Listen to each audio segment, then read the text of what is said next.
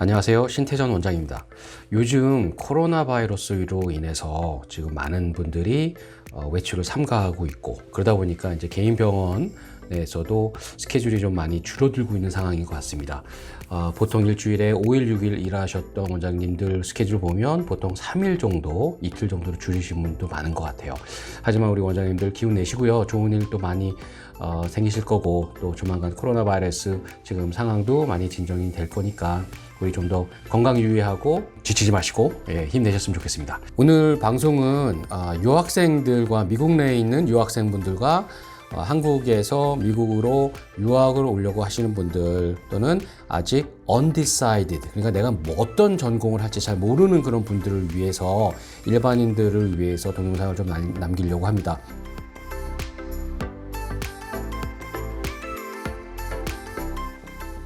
요즘 유학생분들이 저한테 질문하시는 질문 중에 한의대를 나오고 카이로프랙틱 대학교를 나오고, 또는 물리치료대를 나오고, 또는 약대를 나오고, 치대를 나오고, 이런 부분에 대한 미래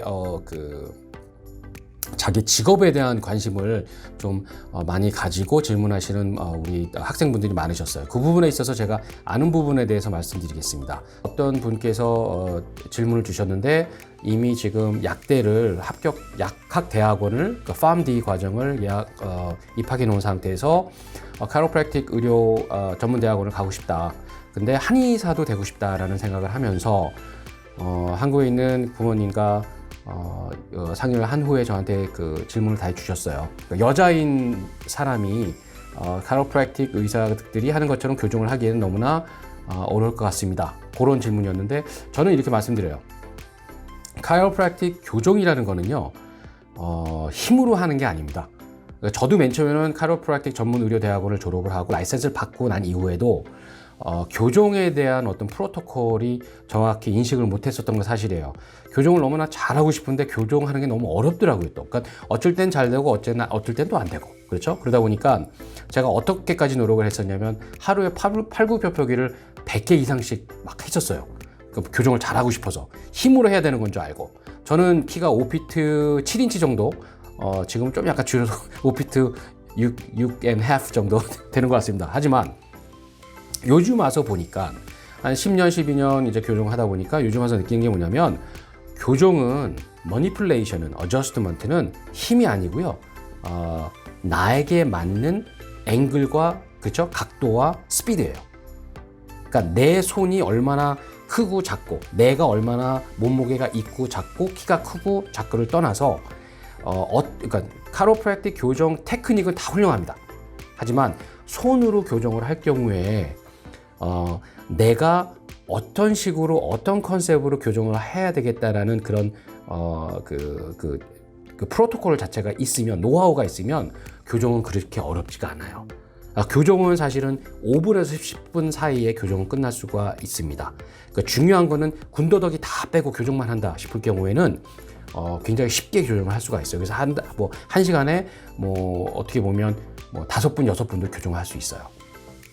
하지만 약사 같은 경우에는, 약사의 직업 같은 경우에는 정해진 공간 안에서 조제를 받아서 그 조제를 가지고 메디케이션을 그 봉투 안에 넣어서 손님들이 오시면 그분한테, 환자분한테 드리는 일을 이제 하시는 거잖아요. 근데 약사 일이 꼭 CNS라던가 CVS라던가 월그린이라던가 이런 약국, 프랜차이즈 된 약국 안에서만 하는 게 약사의 일이 아니라, 캘리포니아라던가 뉴욕이라던가 이런 대도시에 가면 의사들이 많이 모여있는 메디컬 센터 안에 약국이 있기도 해요. 가까운 곳에.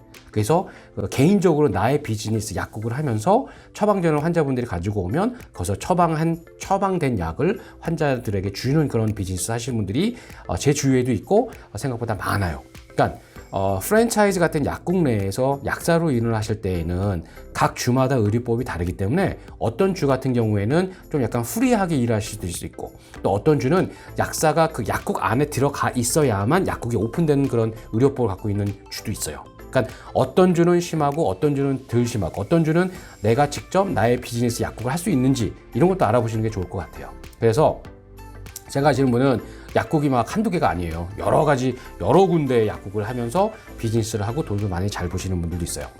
제가 알기로는 약사, 그러니까 PharmD가 되시면 보통 약사분들의 그 연봉도 비슷해요. 이건 제가 생각하는 것 때문에 100% 옳지 않을 수도 있습니다. 그 라이센스를 받자마자 직업을 딱 구하시고 나면 연봉이 확 올라가시고요. 그 다음부터는 올라가는 게 쭉쭉 올라가는 게 아니라 조금 이렇게 올라가다가 캡이라고 해서 어느 정도 일하면 더 이상 올라가지 않는 그런 월급 제도를 갖고 있는 걸로 알고 있습니다. 물론 베네핏이 좀 있을 수도 있고 물론 어떤 혜택이 또 다를 수도 있겠죠. 근데 정확하게 뭐 다 직업군이 다르니까. 근데 약사 같은 경우에는 그런 것 같아요. 저희 집에도 약사분들이 한 두세 분이 있어요. 그래서 약사분들에 대한 그런 제도적인 그런 권한에 있어서 저도 사실 약들을 들어갔었지만 약사님으로 일하는 직업은 나에게 조금 안 어울릴 것 같다 싶어서 저는 카로프랙틱 의사가 됐고 한의사가 됐거든요. 그래서 좀 약간 사람들을 만나고 사람들과 함께 좀 액티브하게 치료하고 재활하는 쪽이 좋아서 저는 지금 제 직업을 가지고 열심히 재밌게 매일매일 일을 하고 있는 중입니다.